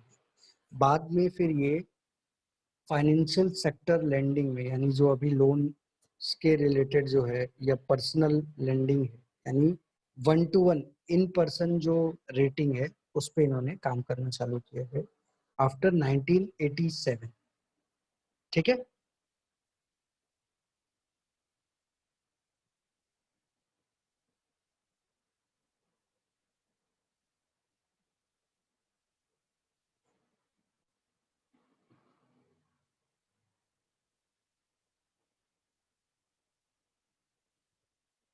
तो सौरभ, मैं चाहूंगा कि आप अपने जो टीम है उनके साथ ये स्लाइड शेयर कर दे, ताकि वो उसको आराम से पढ़ सके। इसमें आपको क्रिसिल से रिलेटेड सारी जानकारी, क्रिसिल का फुल फॉर्म में आपको होगा credit rating information services of credit rating information and services of India limited. यानी इंडिया में जो क्रेडिट रेटिंग का और उससे रिलेटेड इंफॉर्मेशन शेयर करने के लिए जो ऑर्गेनाइजेशन फॉर्म हुआ है, जो कंपनी फॉर्म हुई है, उसका नाम है क्रिसिल। क्रिसिल के अलावा भी आज के डेट में काफ़ी सारी कंपनीज हैं जो इंडिपेंडेंटली क्रेडिट स्कोर प्रोवाइड करती हैं। हर बैंक के पास अपना आज के डेट में खुद का एक क्रेडिट रेटिंग डिसाइड करने का खुद का एक ऑर्गेनाइजेशन होता है, या खुद उन्होंने एक टाई अप करके रखा है। जैसे कि फॉर एन एग्जांपल मैं आपको बताता हूँ, HDFC बैंक में जब हम किसी भी कस्टमर की रेटिंग निकालते हैं, क्रेडिट रेटिंग, तो हमें एक उसके क्रेडिट रेटिंग के हिसाब के साथ साथ पॉसीडेक्स, ये कंपनी का नाम है, पॉसीडेक्स रेटिंग भी मिलती है। यानी कि अगर उस कस्टमर ने कभी भी HDFC बैंक से लोन लिया होगा, तो उसका डिटेल हमें पॉसीडेक्स रेटिंग से मिलता है। दूसरी रेटिंग हम उसकी क्रेडिट रेटिंग निकालते हैं। ये जो हमें क्रेडिट रेटिंग जितनी भी कंपनीज मार्केट में है, उनको मिलाकर एक सिंगल डेटा बनता है।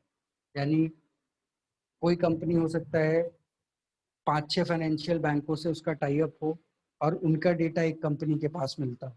ठीक है, कोई एक कंपनी है जिसके पास किसी और 10-12 फाइनेंशियल कंपनी के कस्टमर्स का डेटा होगा, तो वो सब मिलाकर अपने पास एक डेटा रखती है।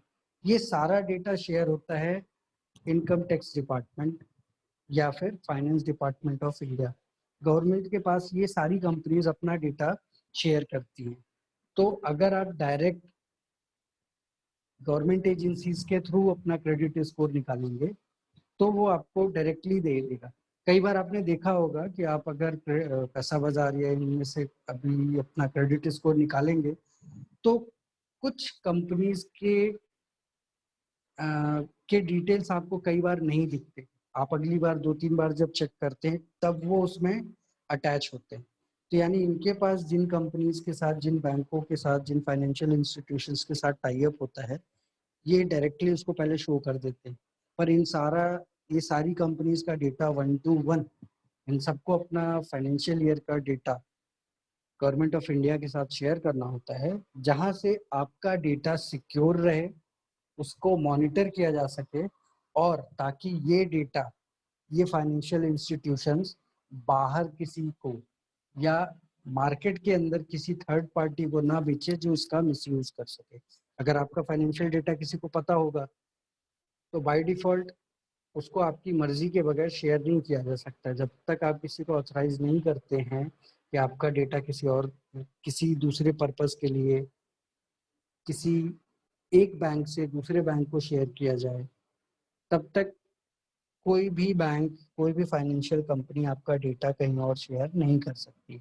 आप अपना क्रेडिट स्कोर चेक करने भी अगर ऑनलाइन भी जाएंगे तो वहां से वो आपसे एक पॉपअप आएगा और आपसे पूछता है कि आपकी इस जानकारी का उपयोग हम किसी और पर्पस के लिए, डेटा शेयरिंग के लिए कर सकते हैं। तो आपसे यस और नो में क्वेश्चन किया जाता है वहाँ पे। और उसके बाद देखिएगा, जब आप अपना स्कोर चेक करेंगे उसके बाद आपको काफ़ी कंपनीज का फ़ोन आना चालू हो जाता है अगर आप यस करते हैं तो, या कोई ना कोई एडवर्टाइजमेंट आपको हमेशा आपके ऑनलाइन सर्फिंग के टाइम पे, आप गूगल सर्च कर रहे होंगे तो आपको धीरे से नीचे में आ जाएगा gate loan from Bajaj finance. चूंकि आपने यस किया था इसलिए उनके पास ये डेटा शेयर हुआ होगा और इसलिए आपके पास ये एडवर्टाइजमेंट आना चालू हो जाता है। Hello sir. हेलो। ठीक है, तो जी कोई हाँ सर, क्वेश्चन है क्या आपका? हाँ, क्या हम अपने आप खुद से अपना क्रेडिट रेटिंग चेक कर सकते हैं? जी, आज के डेट में मार्केट में बहुत सारे टूल्स हैं जो अवेलेबल हैं। जैसे मैंने अभी आपको बताया, पैसाबाजार.com पे आप जाएंगे, चेक माई क्रेडिट रेटिंग का एक ऑप्शन रहता है, ठीक है। तो वहां से आप अपना करंट क्रेडिट रेटिंग चेक कर सकते हैं। ये मैं एडवाइस इसलिए नहीं करूंगा क्योंकि क्रेडिट रेटिंग चेक करने से भी आपका क्रेडिट स्कोर डाउन होता है। अगर आपने रिसेंट 3 महीने में अपनी क्रेडिट हिस्ट्री चेक की है तो वो 10 पॉइंट डाउन हो जाता है। तो आपने अगर 10 बार चेक किया, हालांकि पैसा बाजार वगैरह में चेक करने से आपका क्रेडिट स्कोर पे इफेक्ट नहीं पड़ता है, पर कोशिश करिएगा कि आप जितना कम अपना क्रेडिट स्कोर चेक करें उतना बेटर है, ओके सर। क्योंकि उसका इफेक्ट भी आपके क्रेडिट स्कोर पे पड़ता है। अगर कोई बैंक आपका रिसेंट में क्रेडिट हिस्ट्री चेक करता है तो वो आपका क्रेडिट स्कोर डाउन करता है, ठीक है।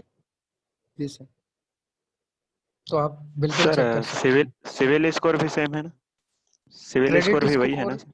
जी जी, क्रेडिट स्कोर या सिबिल स्कोर ये सेम होता है।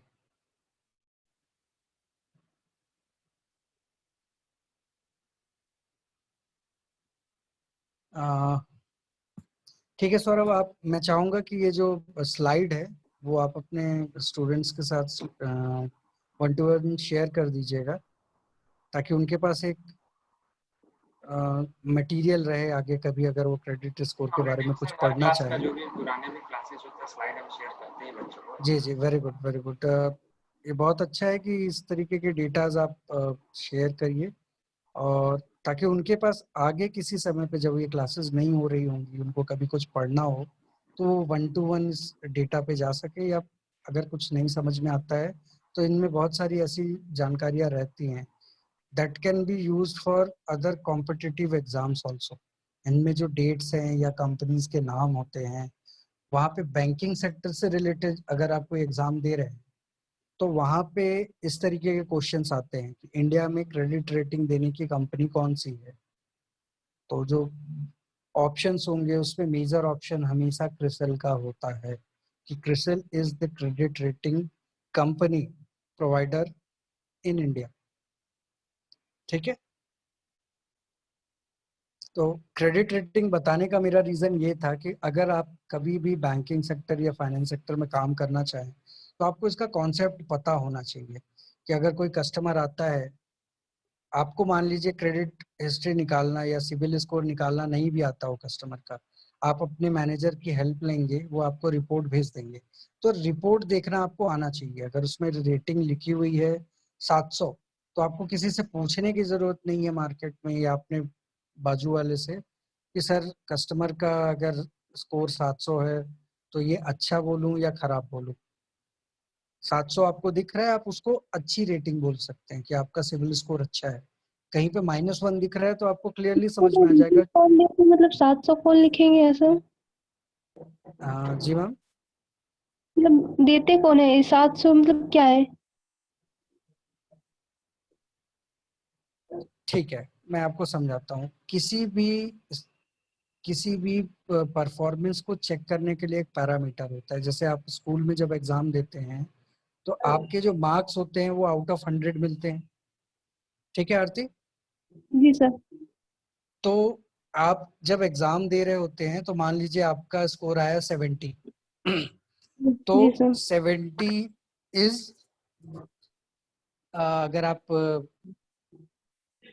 मान लीजिए आपका स्कोर 90 आ गया आउट ऑफ 100, तो बाय डिफॉल्ट आपका जो स्कोर है वो वेरी गुड क्राइटेरिया में आता है। ठीक है? जी सर। अगर 70% आता है तो सेटिस्फैक्ट्री होता है। ये मैं केवल स्कूल एनवायरनमेंट में बता रहा हूँ, एज सच इसका कोई लेना देना नहीं होता है ऐसा। जी बट ग्रेड, आपका जो ग्रेड होता है A to E, जब आप ग्रेड होगा या F ग्रेड होता है, तो F ग्रेड यानी फेल हो जाता है। A ग्रेड या कई जगह पे A+, A++ ऐसा करके ग्रेड देते हैं। तो जैसा स्कूल में आपके एग्जाम्स के टाइम पे होता है, वैसा ही क्रेडिट स्कोर भी जो होता है वो आपके फाइनेंशियल परफॉर्मेंस पे रेटिंग होती है। ये रेटिंग आउट ऑफ 1200 होती है, 1200। कुछ क्रेडिट एजेंसीज ये जो रेटिंग है वो 1000 में रखती है। यानी आउट ऑफ 1000 आपका स्कोर कितना बन रहा है based on your financial performance.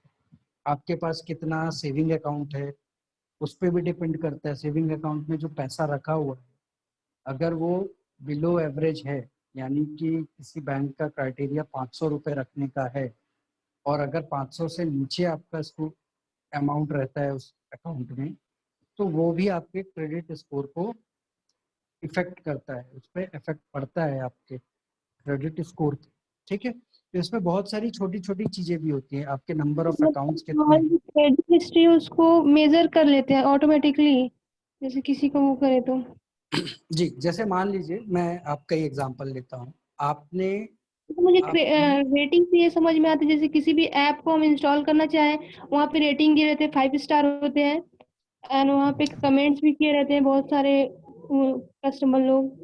जी, तो जब वहाँ आप पे जैसे रेटिंग आप देते हैं ना, जैसे 5 स्टार होते हैं तो 4 मिलते हैं, 3 मिलते हैं, जो भी फुल मिलते हैं 5 स्टार ऐसे करके। तो जी, ऐसी तो रेटिंग मुझे होती है वहाँ पे भी। जी, जैसे मैं आरती, जैसे आप ऐप को रेट करते हैं ना, तो आप 0 to जी 5 के बीच में रेट करते होंगे। जी जी बिल्कुल। तो 5 आप कब रेट करते हैं? मतलब बहुत ही अच्छा रहता है उसका, जी, मतलब अगर आप उसके बहुत ही अच्छा परफॉर्मेंस से रहता है, प्रोवाइड करते सेटिस्फाइड हैं। हैं। हाँ जी, सेटिस्फाई अगर रहते हैं। आप अगर आप सेटिस्फाइड हैं तो आप 3 से 5 के बीच में रेट करते हैं। आप बहुत ज्यादा सेटिस्फाइड है तो आप 5 रेटिंग करते हैं। ठीक है? बट जी अगर आपको लगता है नहीं ठीक ठाक ऐप है तो आप 3 रेटिंग दे देते हैं उनको। जी बिल्कुल। ठीक है? जी आपके जैसे बिल्कुल। अगर अगर आपके जैसे 100 यूजर्स हैं और 100 के 100 ने अगर 3 रेटिंग दी है, तो उस ऐप का एवरेज रेटिंग 3 हो जाता जी जी। है ना? अगर हाँ। किसी ने 5 दिया, किसी ने 0 भी दिया होगा, किसी ने 2 दिया होगा, हम्म, एट द एंड आपको एवरेज रेटिंग जो उस एप्लीकेशन की दिखती है, वही आप जनरल मान के चलते हैं कि नहीं, इस ऐप का, इस एप्लीकेशन का जो रेटिंग है वो 3 3.5 है, यानी ठीक ठाक है। 5 है यानी बहुत जी अच्छा मार्केट में इसको रिस्पॉन्स मिला हुआ है। ठीक है? तो वैसे जी ही जब क्रेडिट स्कोर आप देखते हैं ना, किसी भी पर्सन का, किसी भी कंपनी का भी क्रेडिट रेटिंग होती है। ठीक है? जी तो जब आप किसी पर्सन, जैसे मैं आपको फॉर एन एग्जांपल आरती जी बताता हूँ, जैसे आपका मुझे क्रेडिट स्कोर देखना है। ठीक है? जी। मैं आपका डिटेल डालूंगा ना, तो वहां पे मुझे आपका जितना भी फाइनेंशियल एक्टिविटी है वो सब कुछ दिखेगा। यानी कि आपके कितने बैंक अकाउंट है, उन बैंक अकाउंट्स का डिटेल भी साथ में, किस बैंक का अकाउंट है, उसका एवरेज बैलेंस कितना था। एवरेज बैलेंस यानी महीने भर में आपने जो टोटल बैलेंस रखा था उसका जो जी। एवरेज निकलता है, मान लीजिए आपका एवरेज बैलेंस आता है 10,000 रुपए, यानी किसी भी टाइम आपके अकाउंट में ऑन एन एवरेज, ये जो एवरेज का कॉन्सेप्ट है ये मैं किसी और क्लास में कोशिश करूंगा कि आप लोगों को समझाऊं कि बैंकों में और एनबीएफसी में एवरेज का कॉन्सेप्ट क्या होता है। तो अभी के लिए कि आपका जो सेविंग अकाउंट था उसमें जो एवरेज बैलेंस था वो कितना था, ठीक, आपके कितने नंबर ऑफ अकाउंट्स हैं, जितना नंबर ऑफ अकाउंट्स ज्यादा होता है वो आपकी क्रेडिट हिस्ट्री को हिट करता है। कोशिश ये की जाती है कि आप नंबर ऑफ अकाउंट्स कम रखें। अगर 2 हैं 3 अकाउंट्स है आपके तो ठीक है, अगर एक ही पर्सन है, आपके 10-12 अकाउंट है उसमें से 5 में बैलेंस नहीं है, 2 अकाउंट है वो जो आपने जमाने से यूज नहीं किया है, 2 अकाउंट नॉन परफॉर्मेंस के कारण कंपनी ने बंद कर दिए हैं, तो ये इन सब चीजों का इफेक्ट, ठीक है। प्लस आपने मान लीजिए कोई एफडी ली होगी, आपने जी सर। एक फिक्स डिपॉजिट कराया है, उसमें जो हाँ जी। एवरेज बैलेंस पड़ा होगा उसका भी एवरेज काउंट होगा आपके सिविल स्कोर में। इसके बाद आपने कोई म्यूचुअल फंड इन्वेस्ट किया होगा, उसका जो परफॉर्मेंस चल रहा होगा उसका भी इफेक्ट, क्योंकि वो आपके फाइनेंशियल बैकग्राउंड में दिखेगा, उसका डायरेक्ट इफेक्ट ना हो, उसके पॉइंट्स कम काउंट होते हैं, ठीक है। तो जो जी सर। क्रेडिट स्कोर है उसमें हर चीज का क्राइटेरिया सेट है कि सेविंग अकाउंट्स के लिए 20% एवरेज दिया हुआ है वहाँ पे।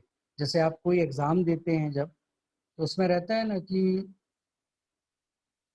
जो चैप्टर नंबर 1 है उससे 5 मार्क्स का क्वेश्चन आएगा, चैप्टर नंबर 2 से 7 मार्क्स का क्वेश्चन आएगा, ऐसा जी कई जी। बार फिक्स होता है।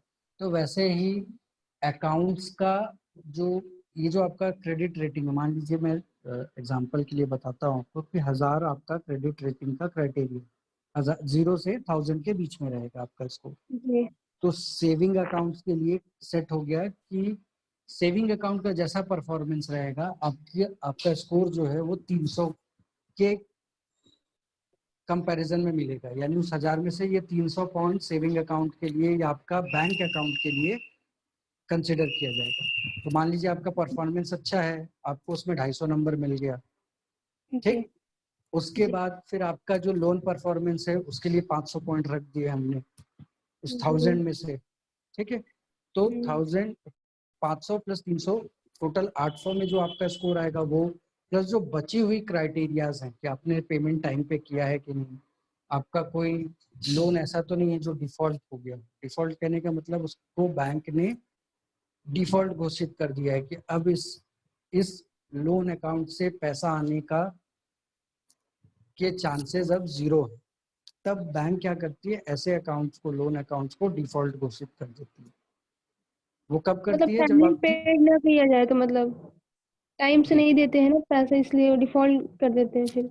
जी, अगर आप 3 महीने तक कंटिन्यूअस पेमेंट नहीं करते तो उसके बाद जी। बैंक आपके उस लोन अकाउंट को डिफॉल्ट घोषित कर देती है। ऐसा कई बार होगा, आपका एक महीने किसी महीने कोई रीजन से लोन नहीं पट पाया होगा, जी। तो हम्म। अगले महीने बैंक फिर आपको कांटेक्ट करेगी कि लास्ट मंथ का भी पेमेंट बचा है, इस मंथ का भी पेमेंट आपका बचा है, तो दोनों मंथ का एक साथ कर दीजिए, या एटलीस्ट एक महीने का आप कर दीजिए, फिर हम आगे बात करेंगे, ठीक है। पर अगर कस्टमर कंटिन्यूस फॉलोअप के बाद भी 90 दिन तक पेमेंट नहीं करता है तो उस बैंक अकाउंट को डिफॉल्ट घोषित कर दिया जाता है टाइम बिंग के लिए। जैसे उसमें पैसा आ जाएगा वो वापस से रेगुलर अकाउंट हो जाता है, जी। ठीक है। तो जी बैंक सर। में या फाइनेंस कंपनी में जब आप काम करेंगे तो रेगुलर और डिफॉल्ट ये वर्ड आपको बहुत ज्यादा सुनने में आएगा। कल को कोई यस लोन सर। लिया होगा बंदा, तो आप उससे पूछेंगे कि सर आपने कोई लोन लिया था, वो बोलेगा हाँ, तो आपसे पूछेंगे कि सर अकाउंट अभी क्या चल रहा है आपका, कंटिन्यू है, तो बोलेंगे हाँ मेरा चल रहा है। या दो ही कंडीशन होगी, वो बोलेगा नहीं मैंने लोन मेरा क्लोज हो गया है, अब मेरे पास कोई लोन नहीं। तो अगर वो बोलेगा मेरा लोन अभी भी चल रहा है तो आप उससे डायरेक्टली पूछ सकते हैं कि सर अकाउंट रेगुलर है या इरेगुलर। आप डिफॉल्ट नहीं बोलेंगे। डिफॉल्ट कब है, जब वो 90 दिन तक पेमेंट नहीं कर रहा होगा। इरेगुलर मतलब वो बताएगा नहीं सर इस महीने का पेमेंट बाउंस हो गया था, पार्टी का पैसा नहीं आया था, अकाउंट में पैसा नहीं था तो बाउंस हो गया मेरा, ठीक है। जी सर। तो इस तरीके से होता है। तो जब क्रेडिट स्कोर के को अपन कैलकुलेट कर रहे होते हैं तो अलग अलग पैरामीटर का अलग अलग स्कोर रहता है। उस सारे स्कोर को एवरेज करके ऐड करके हम स्कोर जब निकालते हैं वो आपका क्रेडिट स्कोर होता है और वहां से आपका फाइनेंशियल बैकग्राउंड पता चलता है। तो जैसे मैंने बताया कि अगर आपका चेक बाउंस होता है तो आपका जो स्कोर है वो 10 to 30 पॉइंट डिप करता है। इसका कहने का मतलब ये है कि जो लोन लिया जाता है उसका इस क्रेडिट स्कोर में जो मार्किंग होता है वो बहुत ज्यादा होता है। यानी कि अगर 1000 पॉइंट में आपकी रेटिंग हो रही है, आउट ऑफ 1000 आपको एक नंबर मिलना है, उसमें ये जो रीपेमेंट का क्राइटेरिया है, लोन के रीपेमेंट का क्राइटेरिया है, इसका जो स्कोर है, इसकी जो स्कोरिंग होती है वो बहुत ज्यादा होती है। यानी मान लीजिए लोन लेने के लिए आपने एक लोन लिया तो आपका क्रेडिट स्कोर 100 पॉइंट बढ़ेगा या आपने अपना लोन का हिस्ट्री चालू कर दिया। क्रेडिट यानी क्या होता है? क्रेडिट और डेबिट का कॉन्सेप्ट आप समझते होंगे। क्रेडिट यानी उधार लेना। तो जैसे ही आप उधार ले रहे हैं तो आपकी रेटिंग बढ़ती है कि हाँ आप उधार ले, मतलब आप क्रेडिट पे वर्क कर रहे हैं, क्रेडिट फैसिलिटी को यूज कर रहे हैं। क्रेडिट एक फैसिलिटी है और एक समझदार आदमी क्रेडिट फैसिलिटी मार्केट में अगर अवेलेबल है तो उसको बहुत स्मार्टली यूज करेगा। तो यूज करने के लिए तो पहले वो क्रेडिट फैसिलिटी लेगा ना, यानी वो लोन उठाएगा मार्केट में अपने काम के लिए। तो जैसे ही वो लोन लेता है उसको एक क्रेडिट स्कोर मिल जाता है, इतने पॉइंट आपके बढ़ जाएंगे। प्लस आप जब पेमेंट कर रहे हैं तो उसके पॉइंट्स आपको अलग से मिलेंगे, पेमेंट नहीं कर रहे हैं तो उतने पॉइंट्स आपके कटेंगे उसमें से। ठीक है, तो ये सारा क्राइटेरिया का एवरेज मिलाकर आपका क्रेडिट स्कोर बनता है। कोई एक क्राइटेरिया भी नहीं है और सारे क्राइटेरियाज ऐड होते हैं जो कि आपका फाइनेंशियल हिस्ट्री दिखाते हैं। सारी चीजें, bank account, loan account, mutual fund investment, LIC में जो इन्वेस्टमेंट है, ये सारी चीजें मिलाकर आपका क्रेडिट स्कोर बनाते हैं। जी सर। ठीक है,